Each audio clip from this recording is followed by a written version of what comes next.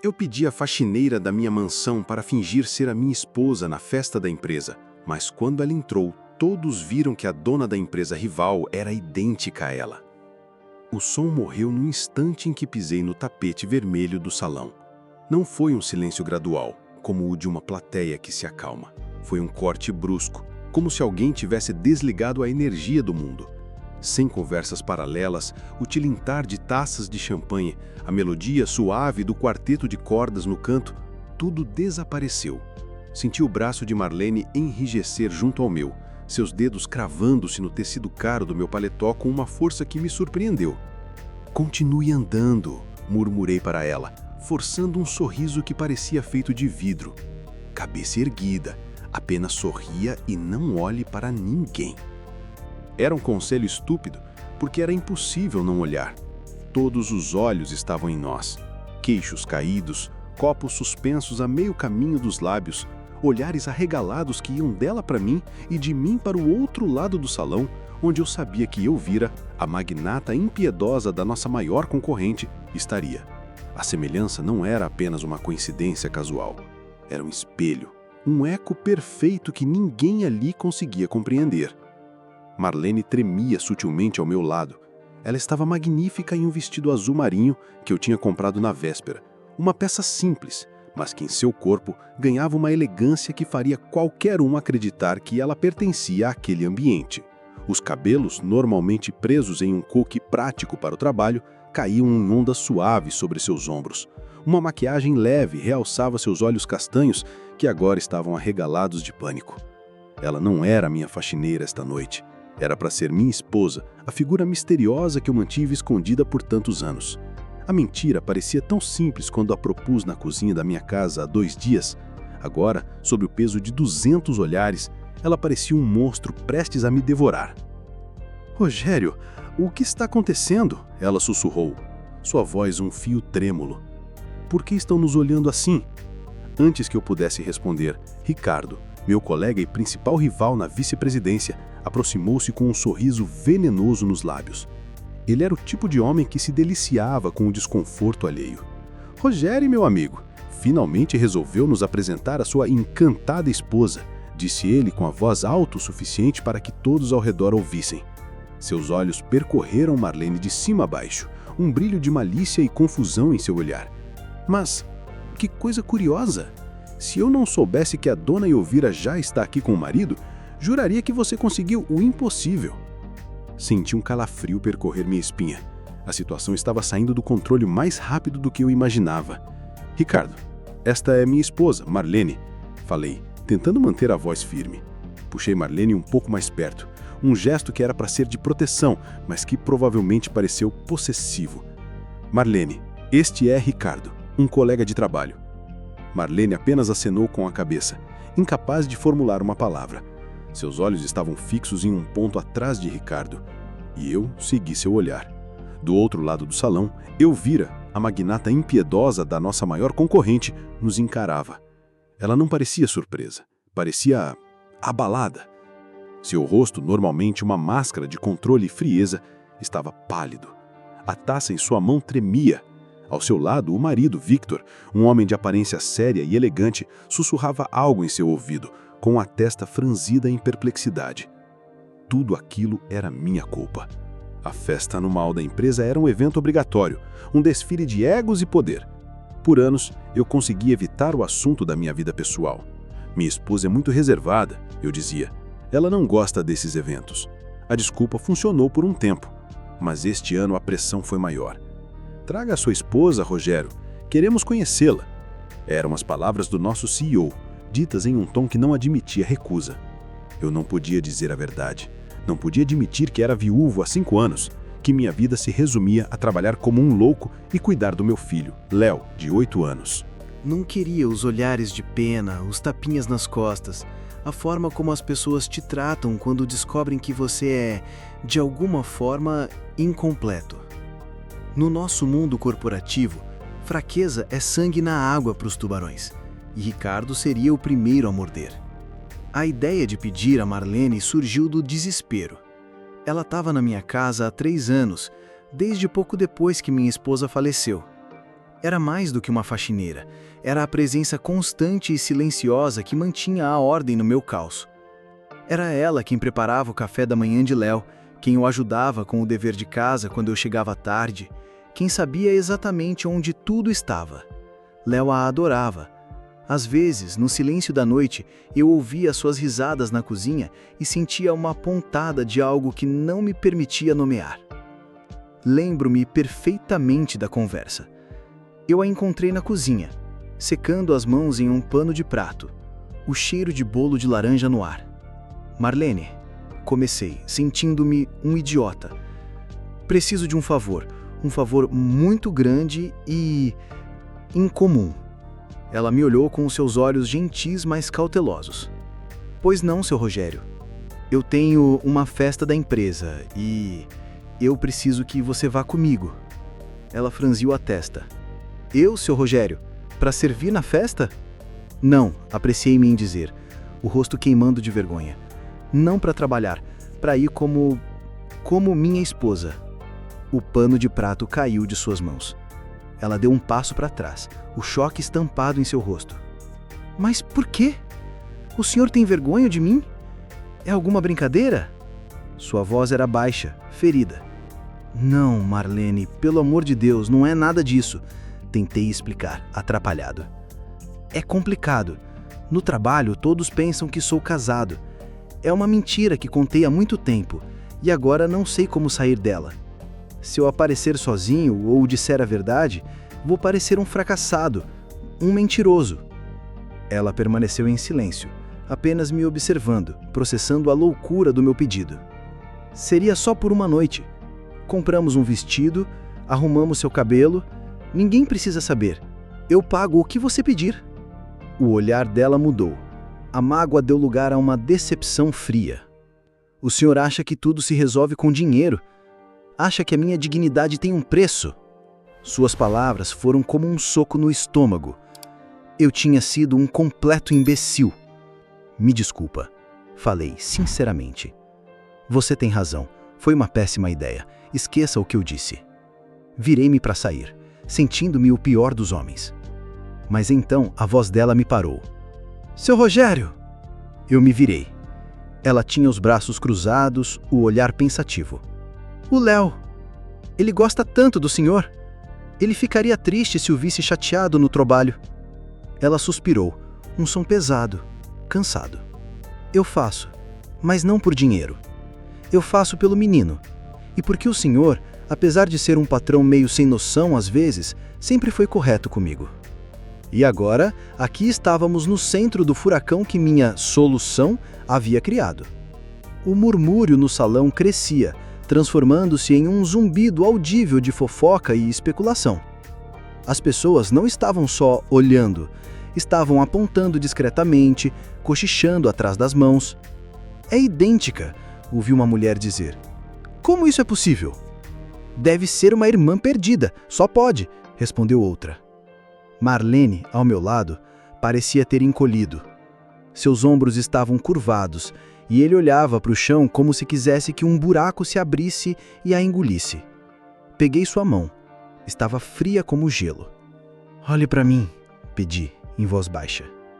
Ela levantou os olhos e neles eu vi um medo que partiu meu coração. O medo de quem sempre foi invisível e de repente se tornou o centro de todas as atenções pela razão errada. Nós vamos sair daqui, decidi. Isso foi um erro. Não, disse ela, surpreendendo-me novamente. Sua voz ainda era baixa, mas havia uma nova determinação nela. Ela endireitou as costas, levantou o queixo e olhou diretamente para a multidão. O senhor me pediu para vir e fingir. Se formos embora agora, vai ser pior. Vão pensar que somos fugitivos. Ela respirou fundo. Vamos pegar uma bebida. E vamos agir como se fôssemos o casal mais feliz do mundo. Fiquei impressionado com sua força. Naquela mulher que limpava minha casa e cuidava do meu filho, havia uma coragem que eu, o vice-presidente poderoso, não estava conseguindo encontrar em mim mesmo. A senti, um nó na garganta. Tudo bem, você está certa. Com uma dignidade impressionante, Marlene soltou meu braço e caminhou em direção ao bar, de cabeça erguida, movendo-se com uma graça que silenciou algumas das fofocas e as substituiu por olhares de admiração confusa. Enquanto eu a seguia, sentindo-me como um guarda-costas em vez de um marido, eu via Elvira se desgrudar do marido. Ela começou a caminhar em nossa direção. Seu rosto não era mais de choque, mas de uma intensidade fria e calculista. Ela não estava vindo para uma conversa amigável. Estava vindo para uma confrontação. E eu, o homem que só queria evitar um pouco de pena no escritório, tinha acabado de jogar Marlene no meio de uma guerra que ela nem sabia que existia. A noite estava apenas começando e eu já tinha a terrível certeza de que ela mudaria nossas vidas para sempre. Os sapatos caros de Elvira mal faziam barulho no tapete felpudo, mas cada passo dela soava como uma batida de tambor no meu peito. Ela parou a 1 metro de distância de nós, o rosto uma máscara de curiosidade gelada. Seus olhos, que eram exatamente da mesma cor e formato dos de Marlene, não olharam para mim. Estavam cravados em Marlene, dissecando-a, procurando uma falha, uma explicação para o absurdo que via à sua frente. Vitor, seu marido, a alcançou e pousou uma mão em seu ombro, um gesto sutil para que ela se contivesse. "Boa noite", disse Elvira, a voz cortante como um diamante. "Eu não acredito que fomos apresentados. Eu sou Elvira Medeiros." Ela estendeu a mão, não para mim, mas para Marlene. Marlene olhou para a mão estendida como se fosse uma serpente. Por um segundo, achei que ela fosse desmaiar. Mas então ela respirou fundo, aquela mesma força que eu vira momentos antes, ressurgindo das profundezas. Ela estendeu a mão e apertou a de Elvira. O contato foi breve, elétrico. "Marlene", ela disse. Sua voz surpreendentemente firme. Apenas seu nome, nada mais. Elvira arqueou uma sobrancelha perfeitamente desenhada. "Marlene, apenas Marlene. Você me é incrivelmente familiar. Já nos conhecemos de algum lugar?" Era uma pergunta carregada de veneno, uma armadilha. Senti a necessidade de intervir, de proteger Marlene daquele interrogatório.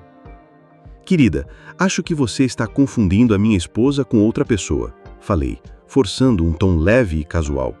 Coloquei meu braço ao redor da cintura de Marlene, puxando-a para o meu lado.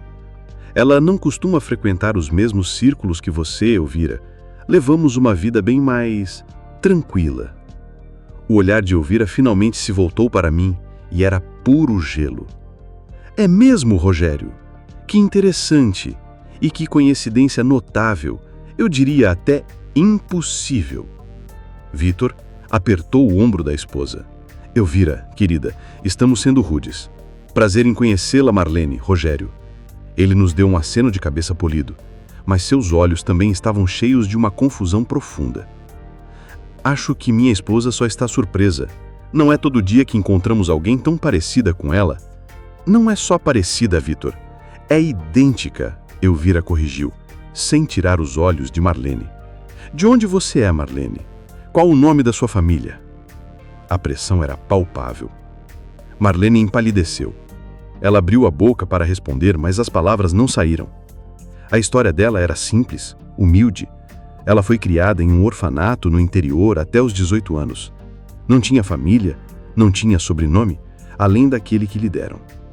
Como ela poderia dizer isso para aquela mulher que parecia ter tudo? "Com licença", disse eu abruptamente. "A noite está sendo longa. Se nos dão licença, vamos para casa." Sem esperar por uma resposta, eu guiei Marlene para longe dali, abrindo caminho entre os convidados curiosos. Eu podia sentir o olhar de Elvira queimando em nossas costas. Não olhei para trás. Continuei andando, passando pela porta, pelo lobby, até o ar frio da noite nos atingir. O manobrista trouxe o meu carro e eu praticamente empurrei Marlene para dentro antes de assumir o volante. A viagem para casa foi em um silêncio pesado e sufocante. As luzes da cidade passavam pela janela, iluminando o rosto de Marlene em intervalos. Ela olhava fixamente para frente, lágrimas silenciosas escorrendo por suas bochechas. Cada lágrima era uma facada no meu peito, um lembrete da minha egoísta e estúpida decisão. Quando estacionei na garagem da mansão, desliguei o motor e o silêncio se tornou ainda mais profundo. Marlene, comecei, a voz rouca. Me perdoe. Eu sinto muito. Eu nunca deveria ter pedido isso a você. Eu fui um egoísta, um tolo e eu te coloquei em uma situação horrível. Não há desculpa para o que eu fiz. Ela finalmente se virou para mim, os olhos vermelhos e inchados. Por que ela se parece comigo, seu Rogério? Quem é aquela mulher? A pergunta não era uma acusação, mas um lamento genuíno, uma busca por respostas que eu não tinha. Eu não sei, respondi, honestamente. Eu juro que não sei. Eu a conheço apenas de nome, de reputação. Nunca tinha reparado na semelhança até hoje à noite, quando todos olharam para você. Ela fungou e enxugou o rosto com as costas da mão.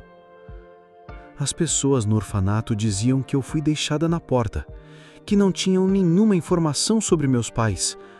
Ela olhou para as próprias mãos que tremiam em seu colo. Eu sempre me senti sozinha, como se eu não pertencesse a lugar nenhum. E hoje eu vejo uma mulher que tem o meu rosto, mas que tem tudo, uma vida que poderia ter sido minha. A dor em sua voz era palpável. Eu queria dizer algo para confortá-la, mas que palavras poderiam curar uma ferida daquela profundidade? Tudo o que pude fazer foi estender a mão e tocar seu ombro. Vamos entrar, disse eu suavemente. Você precisa descansar. Nos dias que se seguiram, uma nova dinâmica se instalou em casa. A formalidade entre nós se quebrou.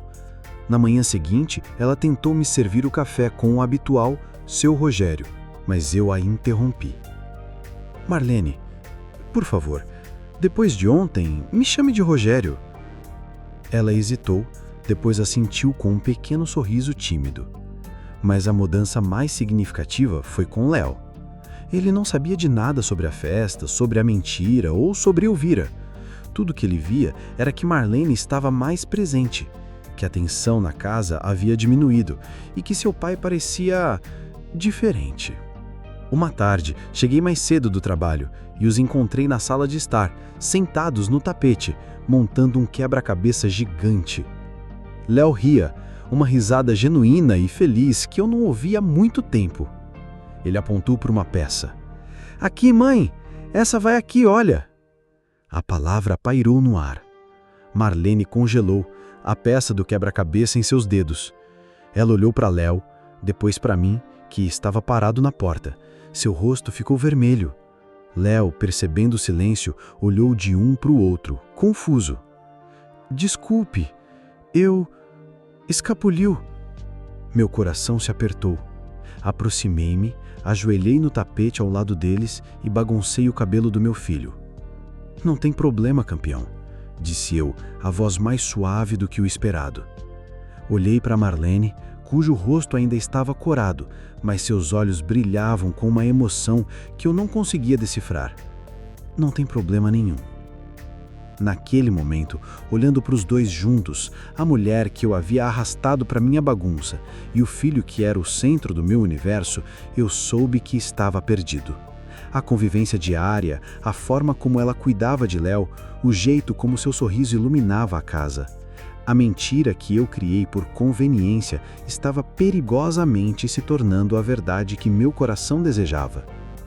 Mas, enquanto em casa um frágil novo começo florescia, no trabalho o inferno desabava. A fofoca sobre a esposa sósia de Rogério se espalhou como fogo. Os corredores silenciavam quando eu passava.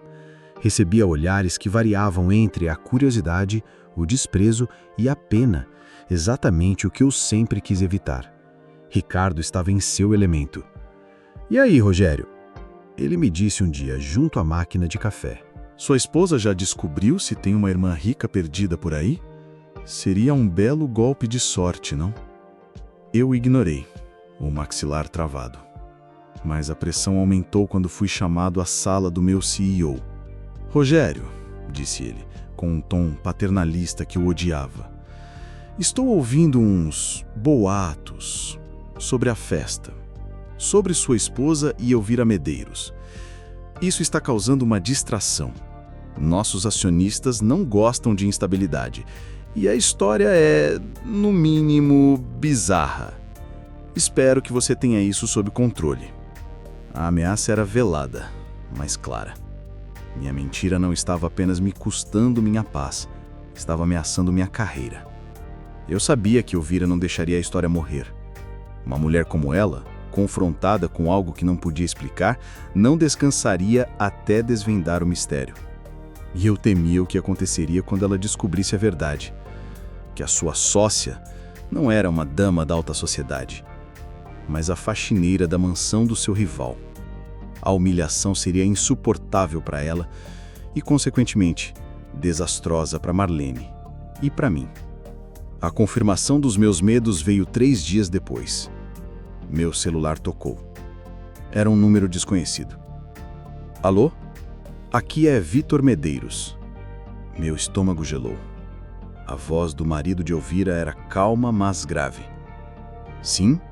Respondi, tentando manter a calma. Houve uma pausa. Olha, eu não vou tomar seu tempo.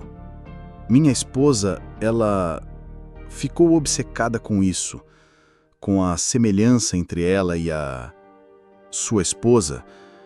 Isso está causando uma distração. Nossos acionistas não gostam de instabilidade e a história é no mínimo bizarra. Espero que você tenha isso sob controle. A ameaça era velada, mas clara. Minha mentira não estava apenas me custando minha paz, estava ameaçando minha carreira. Eu sabia que Elvira não deixaria a história morrer. Uma mulher como ela, confrontada com algo que não podia explicar, não descansaria até desvendar o mistério. E eu temia o que aconteceria quando ela descobrisse a verdade, que a sua sócia não era uma dama da alta sociedade, mas a faxineira da mansão do seu rival. A humilhação seria insuportável para ela e, consequentemente, desastrosa para Marlene e para mim. A confirmação dos meus medos veio 3 dias depois. Meu celular tocou. Era um número desconhecido. Alô? Aqui é Vitor Medeiros. Meu estômago gelou. A voz do marido de Elvira era calma, mas grave. Sim, respondi, tentando manter a calma. Houve uma pausa. Olha, eu não vou tomar seu tempo. Minha esposa, ela ficou obcecada com isso, com a semelhança entre ela e a sua esposa. Isso está causando uma distração. Nossos acionistas não gostam de instabilidade e a história é no mínimo bizarra. Espero que você tenha isso sob controle. Desliguei o telefone e o aparelho pareceu pesar uma tonelada na minha mão. Vitor Medeiros tinha acabado de detonar uma bomba no meu colo e ido embora, deixando-me para lidar com os estilhaços. Marlene era irmã gêmea de Elvira. Abandonada, descartada. A informação ecoava na minha mente, reorganizando tudo o que eu achava que sabia. A semelhança chocante, o pânico de Marlene na festa, a sua dor por uma vida de solidão, tudo se encaixou num quebra-cabeça cruel e trágico. Senti um acesso de raiva protetora ferverem dentro de mim. Raiva da família Medeiros por sua covardia. Raiva de mim mesmo por tê-la exposta a tudo isso. Encontrei-a no Jardim dos Fundos, sentada em um banco de ferro observando Léo correr atrás de borboletas. O sol do fim de tarde pintava seus cabelos com tons de dourado, e por um instante ela parecia em paz. Uma paz que eu estava prestes a destruir. Sentei-me ao seu lado, o coração pesado. Marlene, precisamos conversar, disse eu, a voz mais grave do que o normal.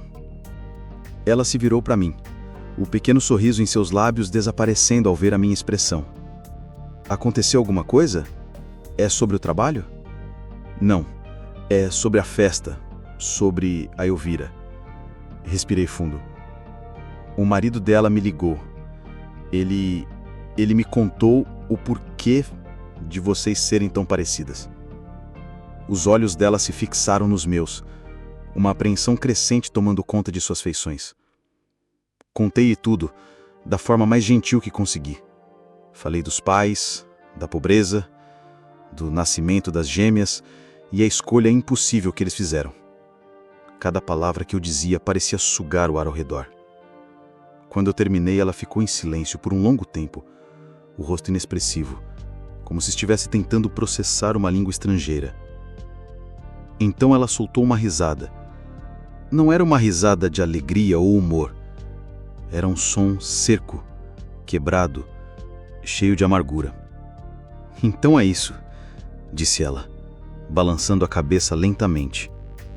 Eu não fui um acidente. Fui uma escolha. Um problema que eles resolveram se livrando de mim. Ela se levantou e começou a andar de um lado para o outro, as mãos cerrando-se em punhos ao lado do corpo. Eles ficaram com ela, deram a ela um nome, uma família, dinheiro, deram a ela um mundo inteiro. E a mim eles deram a porta de um orfanato, o lixo que você varre para debaixo do tapete. A dor em sua voz era tão crua que me fez estremecer. Marlene, eles eram pobres, desesperados, comecei, mas ela se virou para mim com os olhos em chamas. Desesperados? Ela cuspiu a palavra. E as freiras que me criaram? E as outras crianças, todas jogadas lá por uma razão ou outra? Acha que a vida delas era fácil? Pobreza não é desculpa para abandonar um filho como se fosse um objeto quebrado. Eles poderiam ter me procurado, depois, quando ficaram ricos. Mas não o fizeram, não é? Era mais fácil fingir que eu nunca existi. Ela parou na minha frente, as lágrimas agora escorrendo livremente, mas seu rosto estava contorcido pela raiva, não pela tristeza. E agora? Agora que eu apareci por acidente na vida perfeita deles, eles se sentem culpados. Querem o quê? Perdão? Que eu os abrace e diga que tá tudo bem? Ela riu de novo, aquele som terrível. Eles não sabem nada sobre mim. Não sabem o que é passar fome, o que é sonhar com o rosto de uma mãe que você nunca vai conhecer. Eles não têm esse direito. Naquela noite, a casa ficou em silêncio. Um silêncio diferente, carregado. A revelação não nos afastou. Pelo contrário, ergueu uma fortaleza ao nosso redor. Eu era a única pessoa no mundo que conhecia seu segredo. A única pessoa em quem ela podia confiar. E eu sentia o peso dessa responsabilidade, mas também sentia algo mais. O desejo feroz de protegê-la, de ficar entre ela e o mundo que ameaçava desabar sobre a sua cabeça. A ameaça não demorou a se materializar. 2 dias depois, Vitor me ligou novamente. Sua voz estava tensa. Rogério, só estou te avisando para que não sejam pegos de surpresa. Elvira, ela contratou um investigador particular. Ela quer saber tudo sobre a vida da Marlene. Onde ela cresceu, os orfanatos, os empregos, tudo. Eu tentei impedi-la. Disse que era uma invasão de privacidade, mas ela não me ouve. Ela está obcecada. A notícia me enojou. Elvira não estava buscando uma irmã, estava conduzindo uma investigação, como se Marlene fosse uma ameaça a ser neutralizada. Obrigado por avisar, Vitor. Respondi friamente. Vou garantir que Marlene esteja protegida. A convivência em casa tornou-se o nosso refúgio. Em meio à tempestade que se formava lá fora, a rotina com Léo era a nossa âncora. Uma noite, meu filho acordou com febre alta. Ele chorava, assustado e desconfortável. Enquanto eu procurava o termômetro, atrapalhado pelo sono e pela preocupação, Marlene já estava ao lado da cama dele. Ela pegou um pano, molhou-o em água fria e o colocou delicadamente na testa de Léo. Calma, meu anjo. Vai passar. Ela sussurrava, a voz um bálsamo. Passei a noite em uma poltrona no canto do quarto, observando-a. Ela não saiu do lado dele por 1 minuto sequer. Cantarolava canções de ninar que eu nunca tinha ouvido. Contava histórias baixinho, trocava o pano em sua testa a cada poucos minutos. Pela manhã, a febre havia cedido. Encontrei Léo dormindo tranquilamente, a mãozinha segurando a de Marlene, que havia adormecido sentada em uma cadeira ao lado do cama, a cabeça encostada na beirada do colchão. Naquele momento, olhando para aquela cena, a mentira do nosso casamento pareceu a verdade mais profunda que eu já conhecera. Ela não era uma faxineira fingindo ser minha esposa. Ela era a alma daquela casa. Era a mãe que meu filho havia escolhido. E era a mulher pela qual eu estava irremediavelmente apaixonado. Enquanto isso, no escritório, a situação se deteriorava. Os boatos haviam evoluído. A história da sósia dera lugar a sussurros de gêmeas separadas no nascimento. Era uma fofoca tão novelesca que se tornou irresistível. Ricardo, claro, era o principal disseminador. Deve ser difícil se concentrar nos relatórios financeiros quando sua vida pessoal virou um roteiro de novela das 9, não é, Rogério? Ele comentou em uma reunião de diretoria, com um falso tom de simpatia. Todos riram, exceto o CEO, que me lançou um olhar duro. Eu estava distraído, exausto. As noites mal dormidas, a preocupação constante com Marlene, o medo do que eu vira poderia fazer, tudo isso cobrava seu preço. Perdi um prazo importante. Gaguejei durante uma apresentação, eu estava perdendo o controle e meus rivais sentiam o cheiro do sangue. Minha carreira, que eu construí com tanto esforço, estava desmoronando, tijolo por tijolo. Na sexta-feira à tarde, o golpe final daquela semana chegou. Eu estava na minha sala, tentando focar em uma planilha, quando o interfone da portaria tocou. Era Marlene.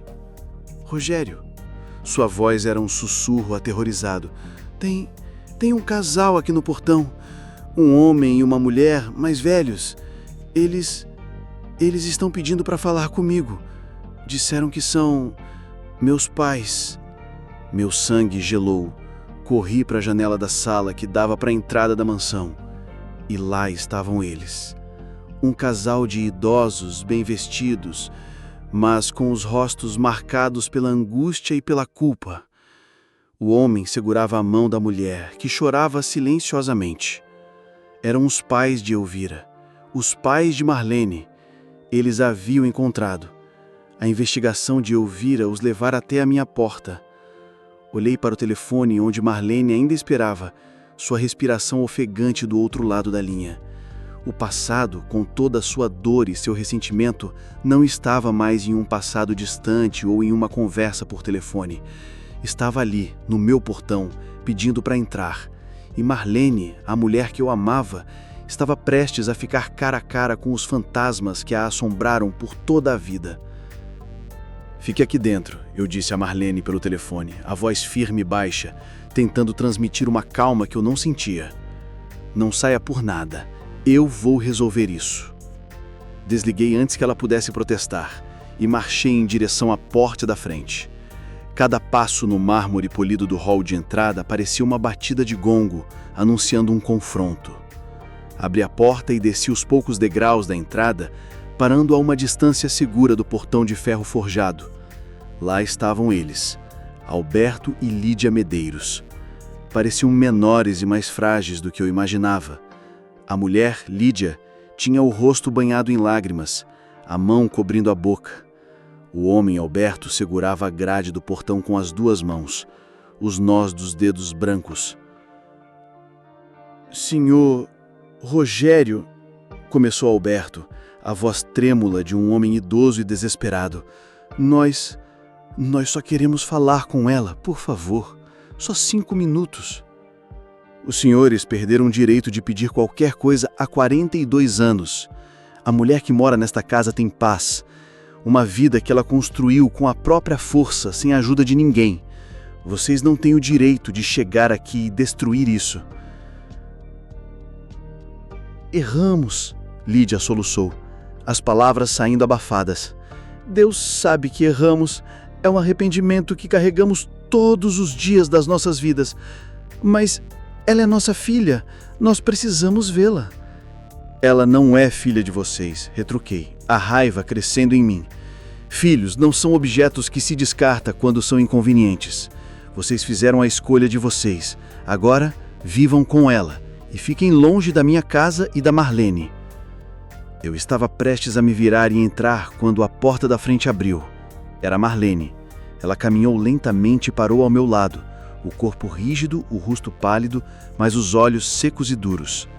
Ela olhou para o casal do outro lado do portão, não com a curiosidade de uma filha perdida, mas com um olhar de uma estranha avaliando uma ameaça. Lídia ofegou ao vê-la de perto, sem o glamour da festa. "Minha filha", ela sussurrou, estendendo a mão através das grades. Marlene não se moveu. "O que vocês querem aqui?" A voz era baixa e cortante, desprovida de qualquer emoção. "Perdão", disse Alberto, a voz embargada. "Queremos seu perdão, Marlene, e queremos uma chance de consertar as coisas." Marlene soltou uma risada curta e sem alegria. "Consertar? Vocês acham que 42 anos de abandono podem ser consertados com uma visita e uma pedida de desculpas? Onde vocês estavam quando eu chorava de fome no orfanato? Onde vocês estavam quando eu era humilhada por não ter um sobrenome? Onde vocês estavam em todos os aniversários que passei sozinha, sonhando que alguém viria me buscar?" Cada pergunta era uma punhalada. O casal recuou como se tivessem sido fisicamente golpeados. Nesse exato momento, um sedã preto e luxuoso parou bruscamente na rua. As portas se abriram e de lá saíram Elvira e Victor. Elvira marchou em nossa direção, o rosto uma máscara de impaciência e irritação. "Pai, mãe, o que vocês estão fazendo? Eu disse para esperarem." Ela repreendeu antes de voltar sua atenção para Marlene. "Olha, eu sei que isso é chocante", começou Elvira, no mesmo tom que usaria para fechar um negócio hostil. "Mas esta é a realidade. Somos família. Agir com todo esse drama não vai nos levar a lugar nenhum. Precisamos ser práticos." A arrogância dela foi a gota d'água. "Práticos?", repetiu Marlene, a voz agora tremendo de uma raiva contida. "Saia da minha frente, todos vocês." Ela olhou para Alberto e Lídia. "Eu não tenho pais." Olhou para Elvira. "E eu certamente não tenho uma irmã." Ela se virou, entrou em casa e bateu a porta com uma força que fez um umbral tremer. "Eu acho que vocês ouviram a dona da casa", disse eu, olhando para a família disfuncional reunida na minha calçada. "Vão embora, agora." Victor, que até então permanecera em silêncio, pegou no braço de Elvira e no de seu sogro. "Vamos, não vamos resolver nada assim." Ele me lançou um olhar que era uma mistura de desculpas e exaustão, e os guiou de volta para o carro. Encontrei Marlene na sala, abraçando seus próprios joelhos, tremendo incontrolavelmente. Sentei-me ao seu lado e, sem dizer uma palavra, apenas a envolvi nos meus braços. Ela enterrou o rosto no meu ombro e, pela primeira vez, chorou. Um choro profundo, convulsivo, de quem finalmente liberava a dor de uma vida inteira. E eu fiquei ali, segurando-a, sentindo o amor por ela se solidificar em algo inabalável, uma certeza no meio do caos. A calmaria, no entanto, foi brutalmente curta. Na manhã seguinte, meu telefone tocou. Era um número do hospital onde minha mãe, que sofria de uma doença renal degenerativa, vivia sob cuidados constantes. Eu a visitava 2 vezes por semana, mas sua mente, afetada pela doença, raramente me reconhecia. "Senhor Rogério", disse a voz de uma enfermeira, carregada de urgência. "É sobre sua mãe, Dona Beatriz. Ela teve uma crise grave esta noite. Os rins dela estão falhando completamente. O médico precisa falar com o senhor, é urgente." Meu mundo, que já estava inclinado, virou de cabeça para baixo. Corri para o hospital. O médico foi direto. "A condição da sua mãe é crítica. A diálise não está mais fazendo efeito. A única chance dela é um transplante de rim, e precisa ser rápido. Estamos falando de semanas, talvez menos." O desespero me atingiu como uma onda. Começou a busca frenética por um doador. Eu fui o primeiro a ser testado. O resultado vem em 2 dias. Incompatível. A notícia foi devastadora. Minha mãe, a única família que me restava além de Léo, estava morrendo, e eu não podia fazer nada. Voltei para casa naquela noite, um homem quebrado. Marlene me encontrou na cozinha, olhando para o nada, o relatório do hospital amassado na minha mão. "Rogério, o que foi?" ela perguntou, a preocupação em sua voz. Desabei. Contei a ela sobre minha mãe, sobre a doença, sobre o transplante e sobre a minha incompatibilidade. Ela me ouviu em silêncio, seus próprios problemas momentaneamente esquecidos diante da minha dor. Quando terminei, ela pegou minha mão. "Você não está sozinho nisso", disse ela, ecoando as mesmas palavras que eu lhe dissera. Nós vamos encontrar uma solução, nós vamos lutar. Sua força se tornou minha. Mas os dias seguintes foram um borrão de telefonemas, exames em parentes distantes e negativas. Ninguém era compatível. A esperança se esvaía a cada hora que passava. Em uma tarde particularmente sombria, meu celular tocou. Era Victor. Minha primeira reação foi ignorar, mas algo me fez atender. Rogério, me desculpe por ligar. Eu só queria pedir desculpas pelo comportamento da minha família no outro dia. Foi inaceitável, disse ele, a voz sincera. Está tudo bem, Victor. Eu tenho problemas maiores agora, respondi, a exaustão evidente na minha voz. Está tudo bem? Você não parece bem. E então, não sei porquê, eu contei. Talvez fosse o estresse, a falta de esperança. Minha mãe está morrendo, Victor. Ela precisa de um rim e não consigo encontrar um doador. Houve um silêncio do outro lado da linha. Rogério, sinto muito em ouvir isso, disse ele finalmente. Qual é o tipo sanguíneo dela? O negativo, respondi mecanicamente. O doador universal. Mas há outros fatores de compatibilidade, é complexo. Mais silêncio. Então, a voz de Victor voltou, hesitante. Rogério, isso vai soar estranho, mas eu também sou O negativo. Eu poderia me testar? Sei que as chances são mínimas, mas eu gostaria de tentar. Considere isso um pedido de paz. Fiquei chocado com a oferta. Era um gesto de uma decência que eu não esperava. Victor, eu não sei o que dizer. Você não precisa fazer isso. Eu quero? Ele insistiu. No dia seguinte, ele foi ao hospital e fez os exames. Eu não criei esperanças. Era uma chance num milhão. Mas na tarde seguinte, eu estava no corredor do hospital, olhando para o rosto pálido da minha mãe através do vidro da UTI, quando meu celular tocou. Era o coordenador de transplantes. Senhor Rogério, tenho notícias inacreditáveis, disse o homem, exultante. O universo realmente funciona de maneiras misteriosas. Encontramos um doador. E não é apenas um doador, é uma combinação perfeita, 100% compatível. As chances disso acontecer com um não parente são astronômicas. Uma onda de alívio tão forte me atingiu que tive que me apoiar na parede. Quem? Perguntei, a voz embarcada. Quem é? É o homem que se testou ontem a seu pedido. O nome dele é Victor Medeiros. Fiquei paralisado. O ar fugiu dos meus pulmões. A salvação da minha mãe, a minha única esperança, estava nas mãos do marido de Elvira. O homem cuja família era a fonte de toda a dor de Marlene. A vida da minha mãe estava agora, de forma inexplicável e cruel, conectada ao destino de todos nós. A voz do coordenador de transplantes ecoou na minha cabeça durante todo o caminho de volta para casa.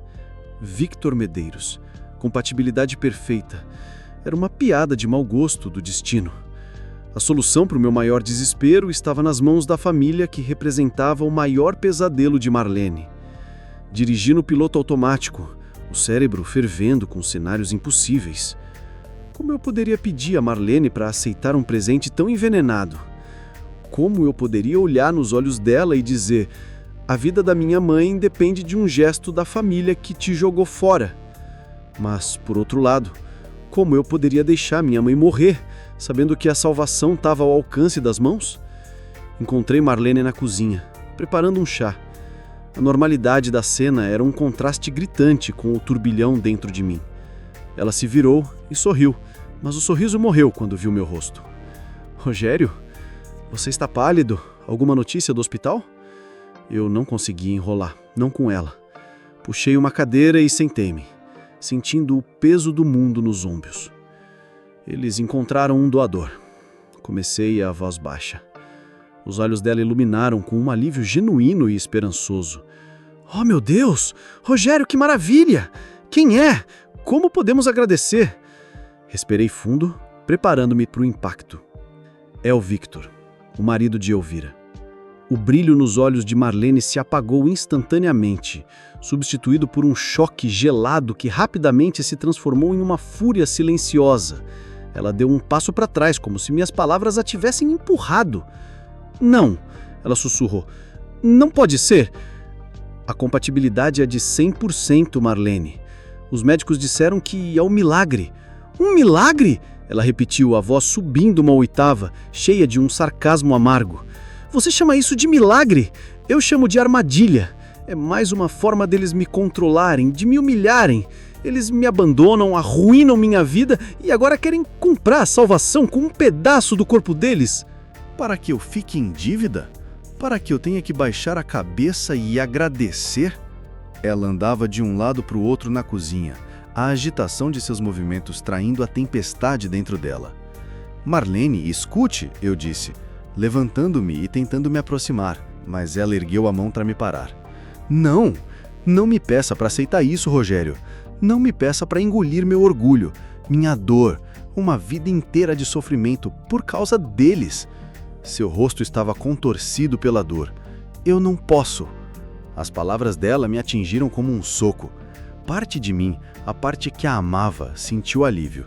Ela estava se protegendo, mas a outra parte, o filho que via a mãe definhar em uma cama de hospital, sentiu o desespero me afogar. Sentei-me novamente, derrotado. "Tudo bem", falei, a voz quase inaudível. "Eu entendo. Eu nunca te forçaria a nada. A sua paz vem em primeiro lugar. Eu vou ligar para o hospital e dizer que não aceitamos. Vamos encontrar outra maneira." Eu não sabia se havia outra maneira, mas eu disse aquilo porque precisava acreditar e porque ela precisava ouvir. Marlene parou de andar e olhou para mim. Ela viu a minha falsa bravata, a derrota estampada no meu rosto, a agonia de filho que estava prestes a desistir de uma única chance de salvar sua mãe por lealdade a ela. Naquela noite, ninguém dormiu. E eu passei horas no meu escritório, ligando para outras clínicas, pesquisando listas de espera internacionais, qualquer fio de esperança. Marlene ficou em seu quarto. Pela manhã, quando eu estava na cozinha, com olheiras profundas, sentindo-me um fracassado em todas as frentes, ela apareceu na porta. Estava pálida e seus olhos estavam inchados, mas havia uma nova resolução no olhar dela. Ela se sentou na minha frente. "Eu passei a noite inteira pensando", disse ela, a voz calma, mas cansada. "Eu pensei na minha raiva, no meu rancor. É um peso que eu carrego desde que me entendo por gente. E eu pensei na sua mãe, uma mulher que eu nem conheço, uma avó que o Léo merece ter. Ela não tem culpa de nada. Ela é inocente." Ela fez uma pausa, olhando para as próprias mãos sobre a mesa. "E eu pensei no Victor. O gesto dele não foi um gesto de arrogância. Foi um gesto de bondade. Recusar isso não seria um ato de orgulho. Seria um ato de crueldade da minha parte. Seria deixar meu passado destruir o seu futuro." Ela levantou os olhos para mim e neles havia lágrimas, mas também uma força imensa. "Ligue para o hospital, Rogério. Diga a eles que nós aceitamos. A sua mãe vai viver." A gratidão que senti foi tão avassaladora que eu não conseguia falar, apenas estendi a mão sobre a mesa e segurei a dela. Naquele momento, ela não era apenas a mulher que eu amava, era a pessoa mais forte e corajosa que eu já conheci. Combinei de encontrar Victor num café perto do hospital no dia anterior à cirurgia. Eu precisava entender. Quando ele chegou, parecia cansado, mas sereno. "Obrigado por vir, Rogério." "Eu é que agradeço, Victor. O que você está fazendo, não há palavras." Ele mexeu no café. "Não estou fazendo isso por glória. Estou fazendo porque é o certo. A minha família, nós quebramos algo. Não apenas na vida da Marlene, mas em nós mesmos. Elvira lida com isso buscando controle, poder. Meus sogros se afogando em culpa. Eu só quero consertar um pequeno pedaço do que foi quebrado." Ele me olhou diretamente. "Sua mãe merece, e Marlene merece ver que nem tudo que vem da nossa família é dor e sofrimento." Suas palavras eram sinceras. Ele não era o inimigo, era um homem bom preso numa situação terrível. O dia da cirurgia chegou com uma tensão palpável no ar. Deixei Léo com uma vizinha de confiança e fui para o hospital com Marlene. Ficamos na sala de espera, um espaço estéril e silencioso. Vimos minha mãe ser levada, frágil e adormecida. Pouco depois, vimos Victor passar em outra maca, nos deu um pequeno aceno de cabeça e um sorriso confiante antes de desaparecer pelas portas do centro cirúrgico. Era Elvira. Sozinha. Ela usava um terninho impecável, mas seu rosto estava desprovido de maquiagem e ela parecia perdida. Seus olhos encontraram os meus, depois os de Marlene, e ela hesitou antes de se sentar em uma cadeira do outro lado da sala, o mais longe possível de nós. O silêncio era uma entidade viva entre nós. Eu me concentrava no relógio na parede. Marlene torcia um lenço nas mãos. Elvira olhava fixamente para um ponto vazio na parede. Éramos 3 estranhos, unidos pelo destino de 2 pessoas em uma sala de cirurgia. Depois do que pareceu uma eternidade, Elvira se levantou. Ela caminhou até a máquina de bebidas, pegou uma garrafa de água e, em vez de voltar para o seu lugar, parou na frente de Marlene. Ela estendeu a garrafa. "Toma, você precisa se hidratar", disse ela. A voz era formal, mas sem a rispidez habitual. Marlene olhou para a garrafa, depois para Elvira. Surpresa. Ela pegou a água. "Obrigada." Elvira não foi embora. Ela permaneceu ali, em pé, parecendo incerta. "Ele é teimoso", disse ela, quase para si mesma. "Victor, ele sempre tenta consertar as coisas que a gente quebra." Havia uma ponta de admiração relutante em sua voz, uma rachadura em sua armadura de ferro. Marlene olhou para ela e pela primeira vez eu vi algo além da raiva em seu olhar. Era curiosidade. Uma curiosidade frágil, hesitante. O gesto de Victor, a confissão de Elvira, a vulnerabilidade compartilhada naquela sala de espera, tudo isso estava erodindo a muralha de ressentimento que Marlene construiu ao longo da vida. "Naquele dia", começou Marlene, a voz baixa, quase um sussurro. "O dia em que me deixaram. Eles te contaram como foi?"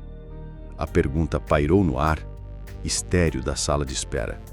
Um fio de cristal frágil e perigoso. Elvira, pela primeira vez desde que a conhecia, parecia não ter uma resposta pronta. Ela engoliu seco, o olhar perdido em algum ponto distante do passado. "Eles não falavam sobre isso", disse Elvira, a voz baixa, quase inaudível, despojada de toda a sua autoridade corporativa. Era o grande tabu, o fantasma no armário da família. "Mas minha mãe... Eu me lembro de acordar algumas noites e ouvi-la chorar baixinho no quarto dela. Um choro que meu pai tentava acalmar. Eu nunca entendi por quê. Depois que você apareceu na festa, eu os forcei a contar. Meu pai me contou a história toda. A pobreza, o hospital, 2 bocas para alimentar quando mal tinham para uma. Ele disse que foi a decisão mais terrível da vida deles." Elvira olhou para as próprias mãos, perfeitamente cuidadas. "Ele disse que escolheram ficar com a primeira que nasceu. Fui eu. E que entregaram a segunda, você, com uma oração para que Deus a protegesse, porque eles não podiam.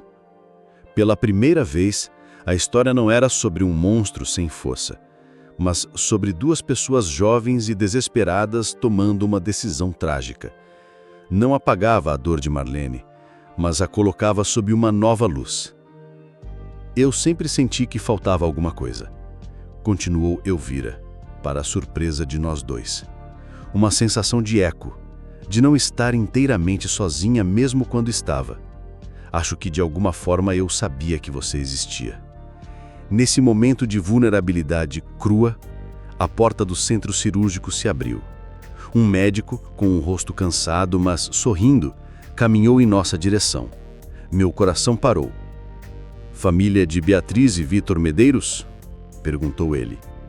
Nós 3 nos levantamos como um só. "As cirurgias foram um sucesso absoluto", anunciou o médico. O rim foi aceito pelo corpo da senhora Beatriz quase que imediatamente, e o Sr. Vitor está se recuperando bem na sala pós-operatória. Ambos são fortes.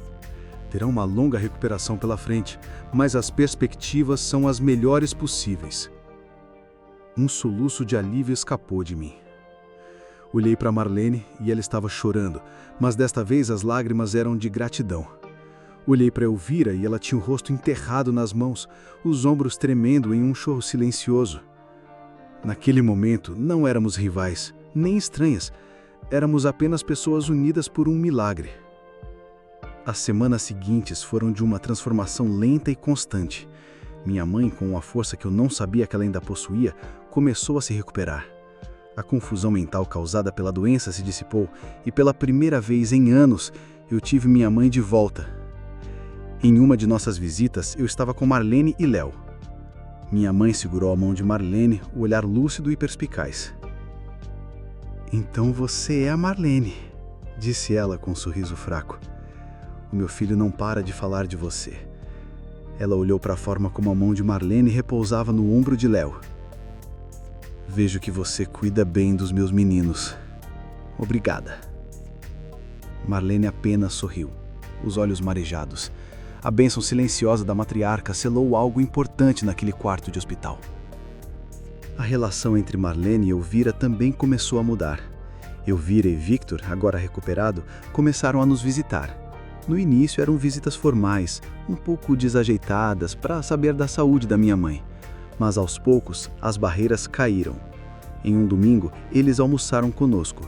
Léo, com a inocência de uma criança, quebrou todo o gelo ao perguntar para Elvira se ela também sabia fazer o bolo de laranja que a Marlene fazia. A risada de Elvira, genuína e surpreendente, encheu a sala. Descobrimos que por trás da fachada de ferro havia uma mulher com um senso de humor seco e uma curiosidade crescente sobre a irmã que ela nunca teve. Incentivada por essa nova paz, Marlene tomou a decisão mais difícil de todas. Ela concordou em se encontrar com seus pais biológicos. O encontro não foi na nossa casa, mas em um parque neutro. Eu a observei de longe, dando-lhe o espaço que necessitava. Não houve abraços chorosos nem promessas de um futuro em família. Foi uma conversa sóbria, cheia de pausas longas e dolorosas. No final, eu a vi dizer algo para eles, e vi o alívio misturado com a tristeza eterna em seus rostos. "O que você disse a eles?" Perguntei quando ela voltou para o carro. Eu disse que os perdoava, não por eles, mas por mim. Eu disse que não podia esquecer o passado nem apagar a dor, mas que eu não ia mais carregar o peso da raiva. Eu disse que desejava paz a eles e que agora eu precisava encontrar a minha. Foi o ato final da sua libertação. Algumas semanas depois, numa tarde ensolarada, eu a chamei para o jardim. O mesmo lugar onde eu tinha contado para ela o seu passado, o lugar onde ela havia desabado. Ela veio, o sorriso tranquilo que era agora sua marca registrada. Eu peguei suas mãos. "Marlene, tudo isso começou com a mentira mais estúpida que eu já contei. Uma mentira para proteger meu orgulho, minha carreira, mas no meio de toda essa confusão, no meio da dor e das revelações, eu encontrei a única verdade que importa na minha vida. Meus olhos se encheram de lágrimas, mas eu não me importei. Eu amo você. Eu amo sua força, sua coragem, sua compaixão. Eu amo a maneira como você transformou esta casa num lar e eu amo a mãe que você se tornou para o meu filho." Ajoelhei ali na grama e tirei uma pequena caixa do bolso. "Eu não quero mais fingir. Eu quero que seja real.